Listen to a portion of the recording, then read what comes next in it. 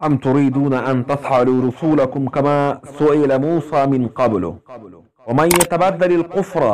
بالايمان فقد ضل سواء السبيل۔ سورۃ البقرہ آیت نمبر 108 میں اللہ تبارک و تعالی فرماتے ہیں، اول تو یہ کہ یہودیوں نے یوں کہا کہ اے محمد تم آسمان سے اسی طرح پوری کتاب بیک وقت لا کر پیش کرو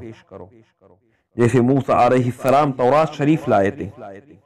اور دوسرا یہ کہ مشرکین مکہ نے کہا کہ ہم تمہاری بات نہیں مانیں گے یہاں تک کہ اللہ کو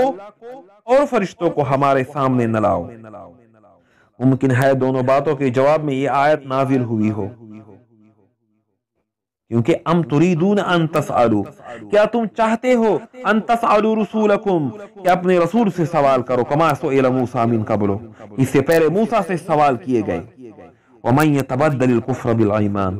اور جو شخص ایمان کے بدلے کفر اختیار کرے، فقد ضل سواء السبیل، تو سیدھے راستے سے بھٹک گیا۔ تو اللہ جل شانہ نے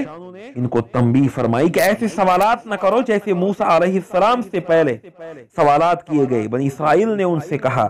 ارنا اللہ جہرتن، کہ ہمیں اللہ پاک کو آمنے سامنے دکھا دو۔ دلائل واضح سامنے ہے، عقل مند کے لیے کافی ہے، تک کے بتک کے سوالات کو کوئی ضرورت نہیں، اور جن کو اعتراض ہی کرنا مقصود ہے تو وہ ہر فرمائش پوری ہو جانے پر بھی ماننے والے نہیں۔ حضرت موسیٰ علیہ السلام تو پوری کتاب بیک وقت لائے تھے، پھر بھی ظالموں نے اسے کہاں مانا۔ سورۃ القصص میں فرمایا ہے فلما جاءهم الحق من عندنا قالوا لولا اوتي مثل ما اوتي موسى ولم يكفر بما اوتي موسى من قبل قالوا سحران تظاهرا وقالوا انا بكل کافرون۔ تو جب ہماری طرف سے ان لوگوں کے پاس حق پہنچا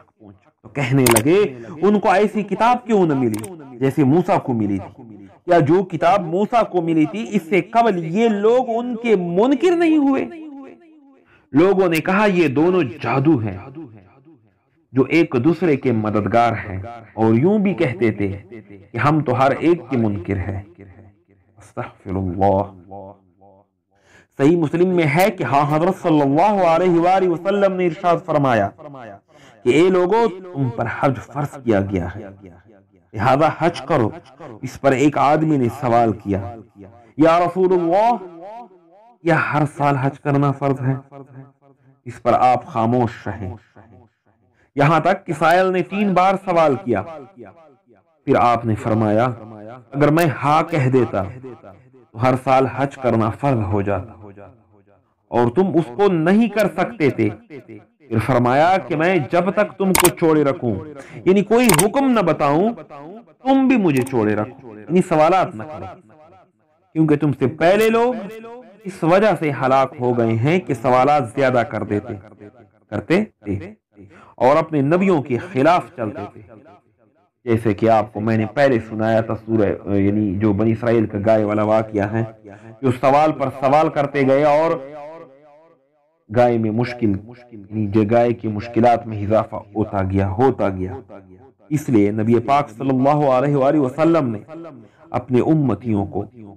زیادہ سوالات کرنے سے منع فرمایا ہے، یعنی جب کسی چیز کا حکم کروں تو جہاں تک ممکن ہو اس پر عمل کرو، اور اگر میں کسی چیز سے منع کروں تو اسے چھوڑ دو۔ ایک اور حدیث میں ہے جو حضرت مغیرہ بن شعبہ رضی اللہ تعالی عنہ سے مروی ہے کہ ہاں حضرت صلی اللہ علیہ وآلہ وسلم نے فرمایا